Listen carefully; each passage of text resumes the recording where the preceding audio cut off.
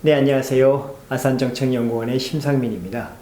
오늘은 중국의 서해 구조물 설치의 국제법적 검토에 대해서 한번 말씀을 드리려고 합니다. 최근 중국이 서해 지역, 특히 한중어업협정상 잠정조치 수역이라고 불리는 지역에 구조물을 설치한 것이 양국 간의 외교적 논란이 되고 있는데요. 이러한 설치가 과연 국제법적으로 어떤 의미를 가지고 있는지, 만약 국제법적 위반이라면 어떤 위반이 있는지를 한번 살펴보면서 우리의 대응은 어떻게 될 것인지를 말씀을 드리도록 하겠습니다. 일단 사실관계를 먼저 말씀드려야 될 것 같아요. 중국이 주장하기로는 지금 서해에 설치된 구조물은 심해 양식 시설이라고 얘기하고 있습니다. 선난 1호와 2호라고 하는 이동식, 부유식 구조물입니다. 크기가 상당히 큽니다. 선난 1호의 경우에는 한 직경 60m, 높이 한 35m, 선난 2호의 경우에는 직경 70m, 높이 71.5m 정도인데 양식 시설로 보이긴 합니다만 일부에서는 이것이 서해 내해화를 위한 중국의 움직임, 전략적 움직임이 아닌가라는 그런 의심을 보내고 있는 것도 사실입니다. 아무튼 이러한 사실이 어떤 국제법적 의미를 가지고 있는지를 말씀을 드려야 할 텐데요. 적용될 수 있는 국제법규는 두 가지입니다. 한중어업협정과 그리고 우리나라와 중국이 모두 회원국인 UN 해양법 협약입니다. 차례로 말씀드리도록 하겠습니다.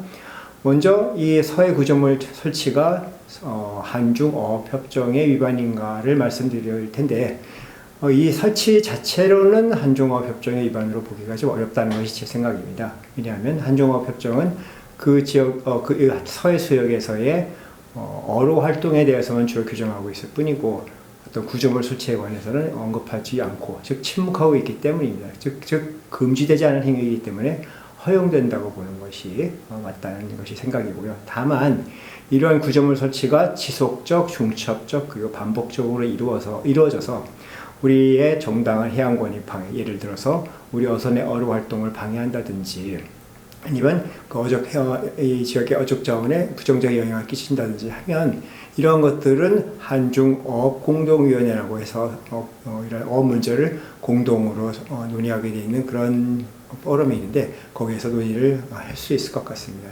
다시 말씀드린다면 이 구조물 설치 자체는 한중어업협정의 위반은 아니라고 말씀드릴 수 있겠습니다. 다만 그런데 UN 해양법 협약과 관련해서는 조금 문제가 복잡해집니다. 왜냐하면 이 한국과 중국 사이에는 이 수역이 우리가 배타적 경계 수역이라고 부르는 그 수역이 이제 약간 겹쳐 있는 그런 수역이기 때문인데요. 그래서 양국 간에는 사실은 배타적 경계 수역의 경계가 획정되어 있지 않습니다. 이런 지역에서 선란 1호와 선란 2호가 어떠한 지위를 갖느냐를 먼저 UN 해양법 협약적으로 밝혀야 될 텐데요. 다만 확실히 말씀드릴 수 있는 것은 이들 구조물이 시설 및 구조물이 어떤 섬의 지위를 갖는 것은 아니라서 독자적으로 영해라든지 배타적 경제 수역이라든지 대륙붕을 가질 수 없는 것은 명확합니다. 즉 중국이 이러한 부유식 구조물을 토대로 영해를 선포한다든지 배타적 경제적 수역을 선포한다든지 이러면 이것은 국제법적 위반이 되는 것이다. 아직까지 중국은 그런 움직임이 없기는 합니다. 그 외에 UN 해양법 협약상 이렇게 경계가 미획정이 되어 있는 그 수역에서는 최종적으로 그 경계 획정을 시도를 하되 그렇지 않을 경우에는 일단 잠정적인 성격의 협정을 체결할 것을 회원국들에게 촉구를 하고 그 최종적 해결에 이르는 것을 방해하지 아니할 의무를 각국이 진다라고 규정을 하고 있습니다. 이런 자제의 의무라는 것인데요.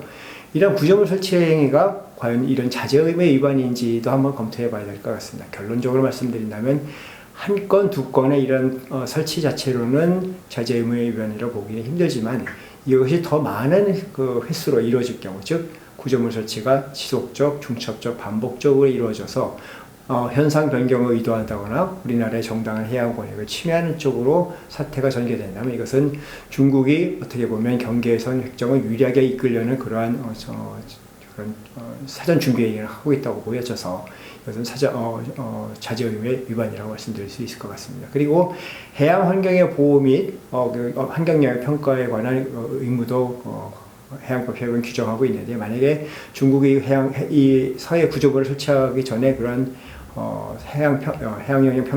환경영향 평가를 실시하지 않았다면 이것도 우리가 문제 삼을 수 있겠습니다.